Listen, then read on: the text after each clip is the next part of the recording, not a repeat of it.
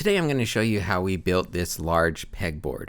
This is the perfect pegboard for organization, whether you're organizing craft supplies or tools or whatever it is you need to organize. This pegboard is great, and it is very affordable to build. I'll put all the supplies that we used either in the description of the video or tag it to the video. First, we're going to measure how big we need it to be. For this one, there's a little desk space under my daughter's bed. She wants it to fill that space. So we're making it big enough to go from the top of her bed to her desk. Once we know the space that we want to fill, we need to cut the pegboard to match that space.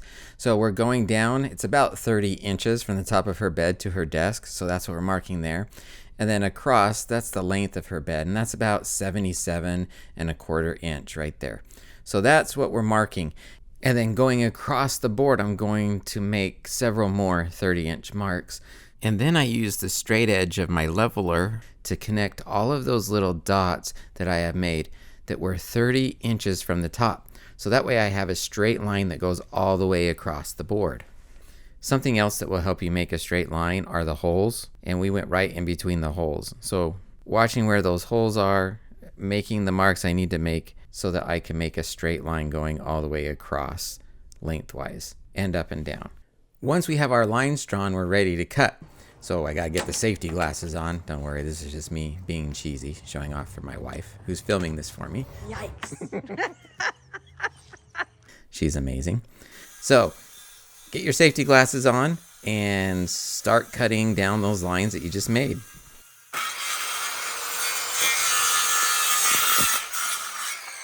In order for the pegboard to work, you need a frame on the back. That frame will pull the pegboard off the wall a little bit so that there's a little space to put the pegs. To measure the frame, we're just going to put it underneath the pegboard, and I'm just going to mark exactly where I need to cut.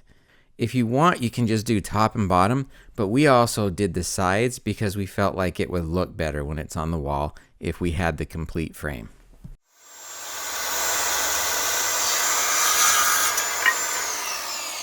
Once we have the frame cut, we're going to put it on the pegboard just to make sure we got the cut right and that everything fits just right. You could take this and put it on the wall now. However, my daughter wanted to paint it. She thought it would look better painted. I noticed that the white on the pegboard was a little shiny, so we sanded that down with 220 grit sandpaper just to make sure that the paint would adhere to the pegboard. When you're done with the top, it's a good idea to sand the sides where you cut it to make those smooth as well. You'll also want to wipe it down with a damp rag so that you get all of the dust off after all of that sanding. We used spray paint to paint it. It took about 1.5 cans to do the pegboard. We did 2 coats. And then for the frame, we also did 2 coats, and that just took 1 can. We only spray painted one side of the frame because the other side would just be up against the wall. It didn't need to be painted. Once that paint dries, you'll be ready to put it on the wall. I went to my daughter's room and I started marking where we're gonna put it. One thing you'll need to mark is where each stud is. So I got this stud finder and I marked where every stud was in the area that I was going to put the pegboard. Then I installed the frame. I made sure that it was level, and then I put screws in the area where the studs were. I'm using 2-inch wood screws. And then I put the right side of the frame on, and then I put the bottom on. Again, we're making sure it's level, and we're also making sure that it's wide enough that the frame fits the way we had measured it. So I'm constantly checking to make sure it's wide enough and that it's level. Level? It's level. We had to wait to install the left side of the frame because there was no stud on that side. So we were going to install the pegboard first and then put that side of the frame under the pegboard. You notice my daughter just took it off the wall. Hey, this looks pretty good. All right, it's time to bring the pegboard in and install it. We needed a little extra help for this one, so we brought my son in. He held one side, my daughter held the other, and then I screwed in the pegboard. I used 3/4 inch wood screws with washers. The washers were especially helpful when I had to drill in the existing holes.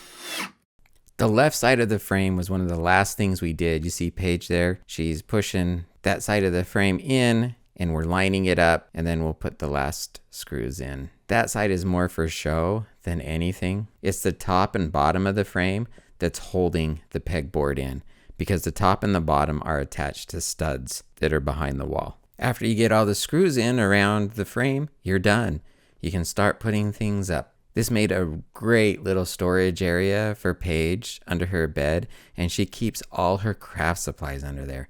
She even 3D printed some cool things that she keeps her acrylic paints on. She's thinking about printing more to sell them, so if you're interested, let me know in the comments. She absolutely loves this pegboard, and it's so useful. I hope this tutorial helped you. Please consider subscribing to my channel. Thank you so much for watching.